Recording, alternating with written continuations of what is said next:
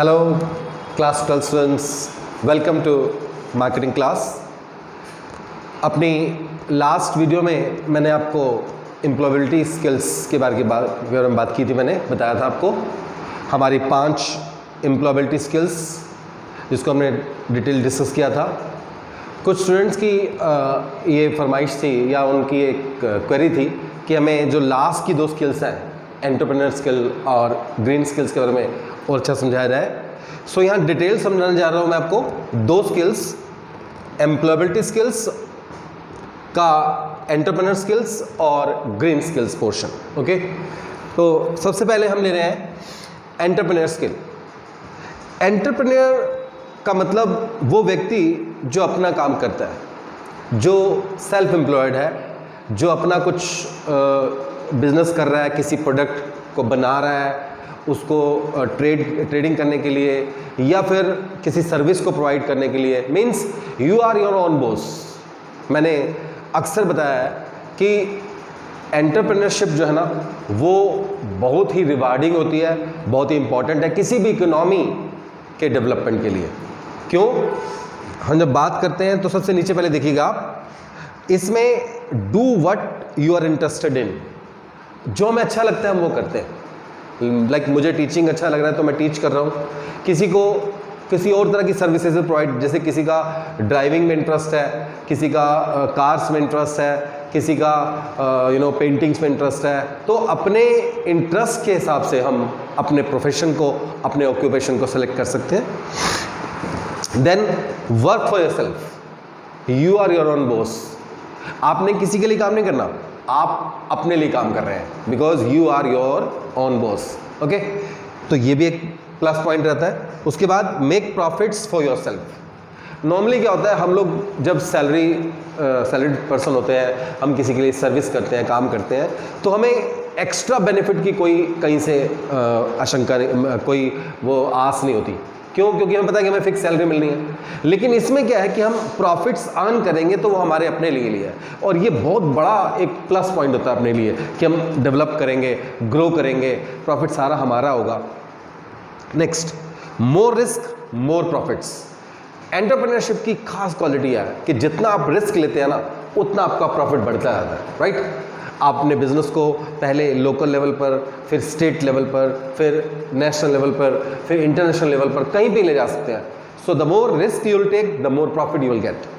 So that's why this entrepreneur skill is very important. और इसके लिए हमें पता क्या है, हमारे अंदर एक तो बिजनेस का कीड़ा, बिजनेस का थॉट, कैसे कोई बिजनेस किया जाता है, कैसे उसको ऑर्गेनाइज किया जाता है, ये आना चाहिए।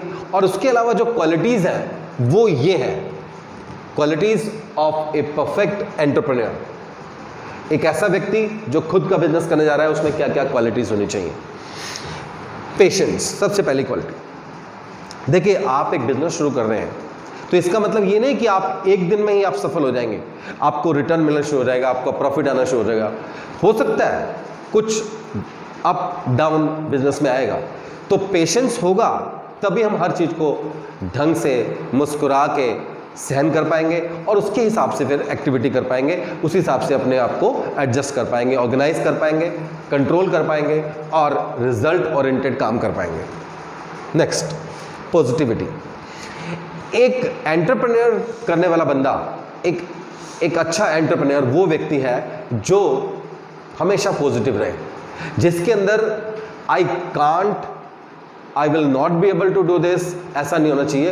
वो हमेशा पॉजिटिव होना चाहिए, उसमें इतना कॉन्फिडेंस होना चाहिए कि मैं कर लूँगा, I will, only I can do it.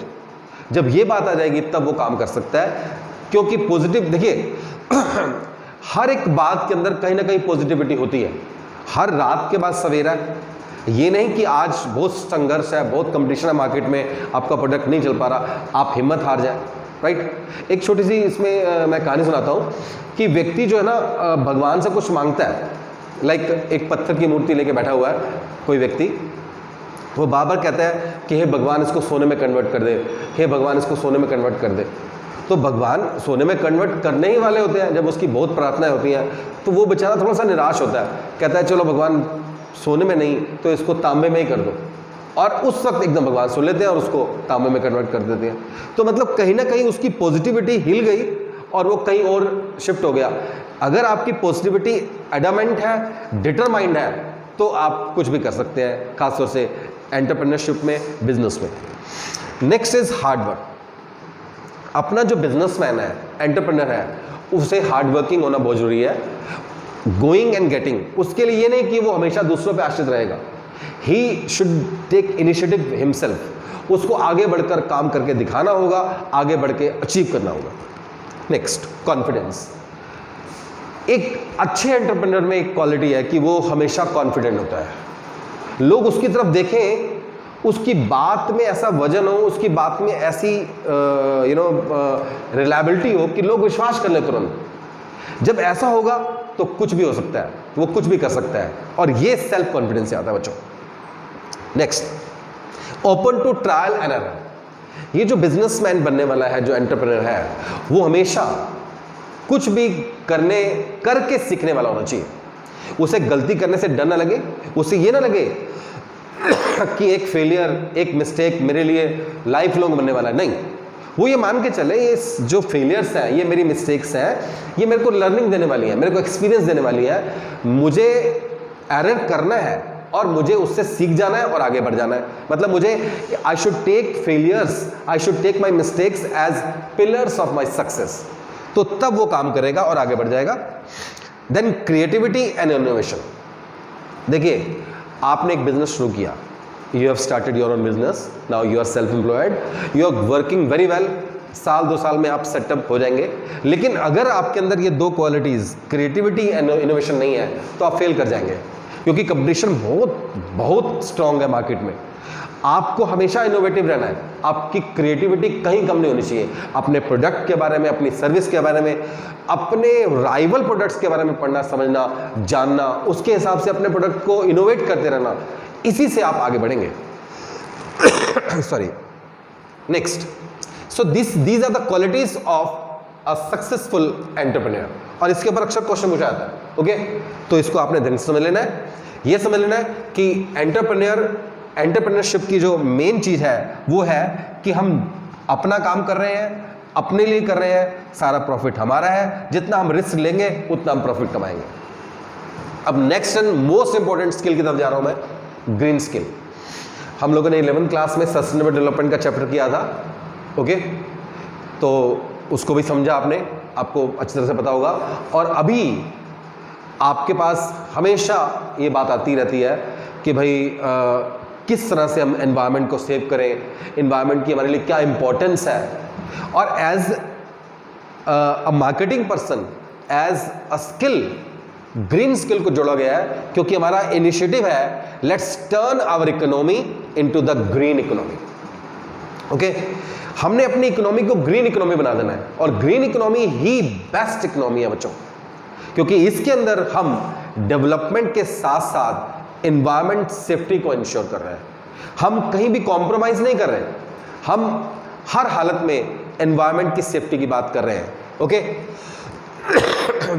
तो यहां पर हम बातें करेंगे, जो भी एक्टिविटी आने वाली है हमारे अंदर, हमारे पास, जैसे एग्रीकल्चर है। एग्रीकल्चर में हम क्या कर सकते हैं अपनी इकोनॉमी को ग्रीन करने के लिए? हम ऑर्गेनिक फार्मिंग की तरफ जा सकते हैं, हम साइंटिफिक फार्मिंग की तरफ जा सकते हैं, हम लैंड सॉइल को बचा सकते हैं, ओके? हम अपने खेती के अंदर जो पेस्टिसाइड्स हैं उसके रोल को कम करके ऑर्गेनिक फार्मिंग की तरफ जाके अच्छा कुछ कर सकते हैं। इस तरह से हम अपने ग्रीन मिशन को अचीव कर सकते हैं। एनर्जी रिसोर्सेज, एनर्जी रिसोर्सेज खास है। देखिए, 2 तरह की एनर्जी रिसोर्सेज होते हैं हमारे, रिन्यूएबल और नॉन रिन्यूएबल। तो हमें जो है ना, उन सोर्सेस को जो रिन्यूएबल है उसके ऊपर जोर देना होगा। जैसे हमारी सोलर पावर है, उस तरफ चले, बिजली क्योंकि हम बना रहे हैं तो उसे हमें कम से कम वेस्टेज की तरफ जाना है, ओके? सो सोर्सेज वो यूज करना है एनर्जी के जो रिन्यू हो जाते हैं। जो नॉन रिन्यूएबल है उनको हम विजडम से, समझदारी से उसको यूज करेंगे। देन कंस्ट्रक्शन, कंस्ट्रक्शन तो आपको पता है हमारे आसपास हो रहा है, बिल्डिंग्स बन रही हैं, हम लोग अर्बनाइजेशन में जो लगे हुए हैं, ग्रीनरी को खत्म कर जा रहे हैं। लेकिन अगर हमारी कंस्ट्रक्शन में ग्रीन कंस्ट्रक्शन शुरू हो जाए, ग्रीन बिल्डिंग्स बन जाए, जहां पर अच्छा वेंटिलेशन हो, जहां पर एनर्जी एफिशिएंसी बने, क्योंकि बिल्डिंग के स्ट्रक्चर पर, उसके मैप के ऊपर, उसके डिज़ाइन के ऊपर डिपेंड करता है कि हमें आगे कितनी एनर्जी उसमें लगने वाली है, कितनी बिजली यूज़ होगी उसमें, कितनी उसमें ठंडक होगी, कितनी उसमें वेंटिलेशन पावर आएगी। तो अगर हम उसे ग्रीन साइंटिफिक ढंग से करेंगे तो हमें दिक्कत नहीं आएगी। देन टूरिज्म, देखिए टूरिज्म को भी हम इको टूरिज्म के रूप में ले रहे हैं। अब हम लोग जाते हैं हिल स्टेशन में, वहाँ पर कूड़ा करकट मचा के आ जाते हैं, वहाँ की ग्रीनरी को नुकसान पहुँचाते हैं, वहाँ के इकोसिस्टम को हिला के जाते हैं। लेकिन अगर हम कुछ इस तरह के, जैसे कि ट्रैकिंग टूर्स होते हैं, नेचर लवर्स के टूर्स होते हैं, ऐसी कई कंपनीज हैं जो इको टूरिज्म दे रही हैं, हम उसको उसमें कन्वर्ट करके बिना नेचर को नुकसान हुए, बिना एनवायरनमेंट को नुकसान किए अगर हम आगे बढ़ें तो और अच्छा होगा। देन ट्रांसपोर्ट, अपने जो ट्रांसपोर्ट है वो मेन पोल्यूशन गिवर है, यानी कि पोल्यूशन का जो मेजर सोर्स है वो ट्रांसपोर्टेशन है। अगर ट्रांसपोर्टेशन में हम कुछ कर जाएं तो हम अपनी एनवायरनमेंट को बचा सकते हैं, अपनी इकोनॉमी को ग्रीन इकोनॉमी बना सकते हैं। अब कैसे? हमें क्लीनर फ्यूल्स यूज़ करने चाहिए, CNG, LPG, और हमें पब्लिक ट्रांसपोर्ट की बात करनी है बच्चों, बजाय पर्सनल ट्रांसपोर्ट, क्योंकि पब्लिक ट्रांसपोर्ट एक बस में कितने लोग बैठ जाएंगे, अगर वो लोग सभी लोग अपनी कार लेके जाएंगे तो कितना वेस्टेज होगा। ओके, तो इस तरह से ट्रांसपोर्टेशन में भी हम इको फ्रेंडली ट्रांसपोर्ट का यूज़ करेंगे। देन वेस्ट मैनेजमेंट, आप लोगों ने RRR सुना होगा, रिड्यूस, रीयूज एंड रिसाइकल। ये भी हमारा एक खास तरीका है कि हम जो वेस्ट है ना उसको अगर ढंग से मैनेज करें, जो भी हमारे घर का कूड़ा करकट है, जो हमारा वेस्टेज है, अगर हम उसको ढंग से यूज़ करें, अगर हम इसको पहले तो करकट को कम करें, फिर अगर उसमें कुछ रीयूजेबल है तो उसको रीयूजेबल कर लें, रिसाइकिल करके, तब हम अच्छे ढंग से उसको मैनेज कर पाएंगे और इससे हमारी इकोनॉमी जो है वो ग्रीन इकोनॉमी में कन्वर्ट हो सकती है। Last but not the least is manufacturing.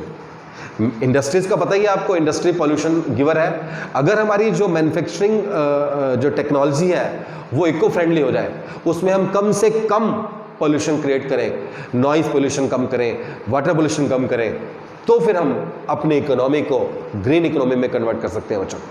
इसके अलावा सस्टेनेबल डेवलपमेंट के जो भी पॉइंट्स हैं वो आपके माइंड में होने चाहिए, क्योंकि क्वेश्चन पेपर में कुछ पूछा सकता है आपसे कि आप इकोनॉमी को ग्रीन करने के लिए क्या क्या कर सकते हैं।